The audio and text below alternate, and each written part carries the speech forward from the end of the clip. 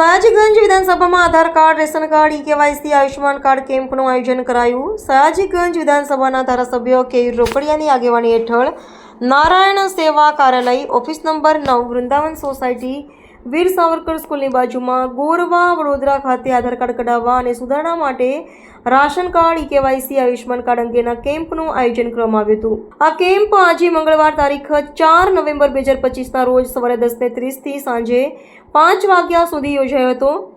નાગરિકોને સગવડતાપૂર્વક આધાર કાર્ડની નવી નોંધણી કરાવવાની તેમજ તેમાં જરૂરી સુધારા કરવા અંગે તેમજ ration card, e KYC, Ayushman card અંગે આયોજિત કરાયેલ કેમ્પનો મોટી સંખ્યામાં લોકોએ લાભ લીધો હતો. હાલ અલ્ટરનેટ મંગળવારે એટલે કે 15 દિવસે Aadhaar card, Ayushman card, ration card, e KYC અંગેનો કેમ્પ યોજાતો રહેતા આવેલા અરજદાર માટે પૂરતી સુવિધાનું પણ ખાસ ધ્યાન રાખવામાં આવ્યું છે, જેને લઈને અરજદારો પણ સંતુષ્ટ છે.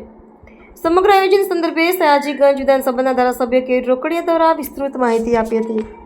માન્ય વડાપ્રધાન નરેન્દ્રભાઈ મોદી, માન્ય મુખ્યમંત્રી ભૂપેન્દ્રભાઈ પટેલ, નાયબ મુખ્યમંત્રી હર્ષભાઈ સંઘવી હર હંમેશ એવા પ્રયત્નમાં હોય છે કે સરકારી યોજનાઓનો લાભ છેવાડાના માનવી સુધી કેવી રીતે પહોંચે.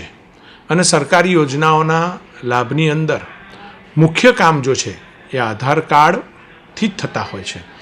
આધાર કાર્ડનું એટેચમેન્ટ દરેક જગ્યા પર હોય છે, તો એમાં સુધારા વધારા, આધાર કાર્ડ નવા કાઢવા, આના માટે સમાજમાં જાગૃતિની પણ જરૂર છે ને વ્યવસ્થાઓની પણ જરૂર છે.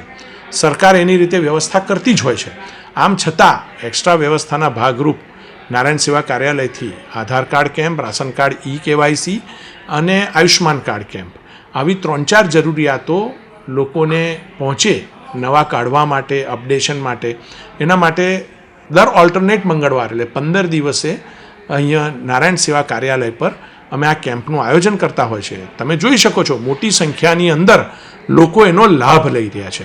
એક સારી બેસવાની વ્યવસ્થા મળે, સારું વાતાવરણ મળે, સ્વચ્છ ટોયલેટ બાથરૂમ મળે, આ તમામ સુવિધાઓ, પીવાના પાણીની યોગ્ય વ્યવસ્થા હોય, તો આ તમામ વ્યવસ્થાઓ જ્યારે પૂરી પાડીએ છીએ તો આ વિસ્તારના સયાજીગંજ વિધાનસભાના અમારા સૌ નાગરિકો આનો મહત્તમ લાભ રહે છે. અને એટલા જ માટે સયાજીગંજ વિધાનસભાનું આ નારાયણ સેવા કાર્યાલય છે, એના પર લોકો મેક્સિમમ લાભ લઈ શકે એવો ધારાસભ્ય રૂપે મારો પ્રયત્ન હોય છે.